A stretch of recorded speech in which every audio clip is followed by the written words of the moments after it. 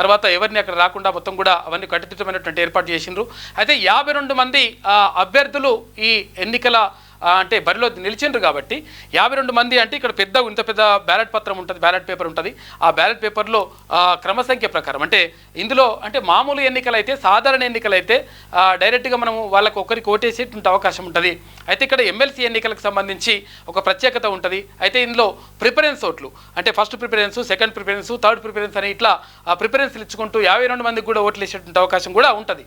అయితే నిజంగా ఎవరికి ఎక్కువ ప్రిఫరెన్స్ అంటే మొదటి ప్రిఫరెన్స్లోనే విజయం సాధించేటువంటి అవకాశం ఎప్పుడు ఉంటుందంటే ఇక్కడ మామూలు ఎన్నికల్లో అయితే అక్కడ అందరికీ 20%, 25%, 28% ఓట్లు వస్తే ఎవరైతే 30% వచ్చినాయో అంటే ఒక్క పర్సెంటేజ్ ఎక్కువ వచ్చినా కానీ వాళ్ళు గెలిచినట్టుగా ప్రకటిస్తారు. అయితే ఈ ఎమ్మెల్సీ ఎన్నికలకు సంబంధించి మాత్రం అంటే ఇక్కడ పట్టభద్రుల ఎమ్మెల్సీ ఎన్నికలకు సంబంధించి మాత్రం అట్లా జరగదు. ఎందుకంటే 50% కంటే ఓట్లు ఎక్కువగా ఎవరైతే వస్తారో వాళ్ళను విజేతలుగా ప్రకటిస్తారు. అయితే ఈ ఫస్ట్ ప్రిఫరెన్స్ అంటే ఫస్ట్ ప్రిఫరెన్స్కి సంబంధించినటువంటి కౌంటింగ్లో క్లియర్గా ఎవరికైతే 51% అంటే 50 కంటే ఎక్కువ 50% అంటే ఎక్కువ శాతం వచ్చినటువంటి వాళ్ళని అంటే వాళ్ళని గెలిచినట్టుగా ప్రకటిస్తారు. అయితే దీనికి సంబంధించి అంటే ఒకవేళ 50% కంటే ఎక్కువ రాకపోతే మళ్ళీ సెకండ్ ప్రిఫరెన్స్, థర్డ్ ప్రిఫరెన్స్ ఇట్లా అంటే అన్నీ కూడా తర్వాత ఉన్నటువంటి అభ్యర్థులు ఎవరైతే ఉంటారో తక్కువ ఓట్లు వచ్చిన వాళ్ళ నుంచి మొత్తం కూడా ఎలిమినేట్ చేసుకుంటూ వస్తారు. వచ్చేసి లాస్ట్కు చివరికి ఎవరైతే మిగులుతారో ఆ మిగిలినటువంటి వాళ్ళలో 50% కాడికి వచ్చిన తర్వాత అప్పుడు వాళ్ళని విజేతలుగా ప్రకటిస్తారు.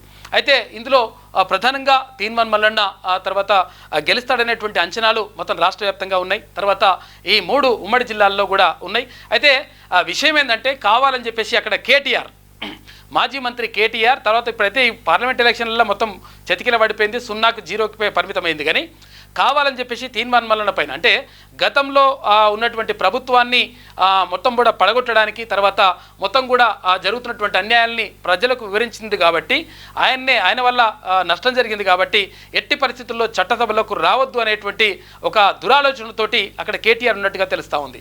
ఈ నేపథ్యంలోనే ఎవరికైనా ఓట్లు వేయండి కానీ తీన్మాన్ మల్లన్నకి వేయొద్దు అని చెప్పేసి రకరకాలుగా కొన్ని యూట్యూబ్ ఛానల్స్తో కానీ తర్వాత రకరకాలుగా సోషల్ మీడియాలో దుష్ప్రచారం చేసినటువంటి పరిస్థితులు కూడా మనం చూసినాం. అయితే ఏది ఏమైనప్పటికీ పట్టభద్రులు విఘ్నులు కాబట్టి తర్వాత రకరకాలుగా తర్వాత ఇంకోటి ఏంటంటే వాళ్ళని ప్రలోభ పెట్టేందుకు కూడా అక్కడ బీఆర్ఎస్ ప్రయత్నం చేసింది. అక్కడ ఓటుకు 500 రూపాయలు, 1000 రూపాయలు, 2000 రూపాయలు, 3000 రూపాయలు ఇట్లా రకరకాలుగా పంచుతున్నటువంటి పరిస్థితిని కూడా మనం గమనించినాం. కాకపోతే ఏంటంటే నిజంగా పట్టభద్రులు విఘ్నులు తర్వాత మేధావులు కాబట్టి 100% అట్లే ఓటు వేస్తారనేటువంటి అంటే ఎవరైతే మంచి వాళ్ళు తర్వాత సమాజానికి ఎవరు మంచి చేస్తారు, చట్టసభల్లో ఎవరు ఉంటే బాగుంటుంది, తర్వాత ఇక్కడ ఉద్యోగులకి తర్వాత ఇక్కడ నిరుద్యోగులకి తర్వాత ఇక్కడ ఎవరైతే పట్టభద్రులు ఉంటో వాళ్ళందరికీ ఎవరు మేలు చేస్తారనే దానిపైనే విద్యార్థులకు వీళ్ళందరికీ ఎవరు మేలు చేస్తారనే దానిపైనే ఇప్పుడు ప్రధానంగా అది ఆ ఓటు ఆధారపడి ఉంటుంది. ఈ నేపథ్యంలో ఎవరికి ఓటు వేశారు తర్వాత ఎవరి బయట మేలు ఏదనే విషయం పైన అంటే తేలేటువంటి అవకాశం ఉంది. రాత్రి అంటే 10 గంటలకు ఆ ప్రాంతంలో తేలేటువంటి అవకాశం ఉంటుంది. అయితే ఇప్పుడు ఈ బండిలు కట్టి తర్వాత ఇవన్నీ కూడా పక్కకు పెడతారు. అంటే ఒక్కొక్క బండిల్లో 25 ఓట్లని బండిలుగా కట్టి పక్కకు పెట్టేస్తారు. అయితే అందులో తెరిచి చూడరు వాటిని. అయితే మధ్యాహ్నం 3 గంటల తర్వాత ఈ బండిల్స్ని ఇప్పి ఆ తర్వాత ఎవరెవరికి ఏమేమి ఓట్లు వచ్చినాయి, ఫస్ట్ ప్రిఫరెన్స్ ఎవరికి వచ్చిందనేది చూసేటువంటి అవకాశం ఉంటుంది. అయితే రాత్రి 10-11 గంటలకు ఒక కొలికి వచ్చేటువంటి అవకాశం ఉంటుంది.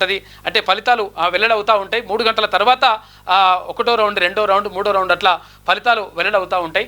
ఆ తర్వాత పూర్తి స్థాయిలో ఫలితాలు వచ్చేటువంటి అవకాశం ఉంటుంది. నిజంగా ఒకవేళ ఫస్ట్ ప్రిఫరెన్స్లోనే ఒక అభ్యర్థి గెలిచినట్టుగా అంటే భారీ అంటే 50% కంటే ఎక్కువ ఓట్లు నమోదైతే డెఫినెట్గా అప్పుడు గెలిచినట్టుగా ప్రకటిస్తారు. అది రాత్రి పట్టేటువంటి అంటే అర్ధరాత్రి కూడా పట్టేటువంటి అవకాశం ఉంటుందని చెప్పేసి అక్కడ ఉన్నటువంటి వాళ్ళు చెప్తా ఉన్నారు.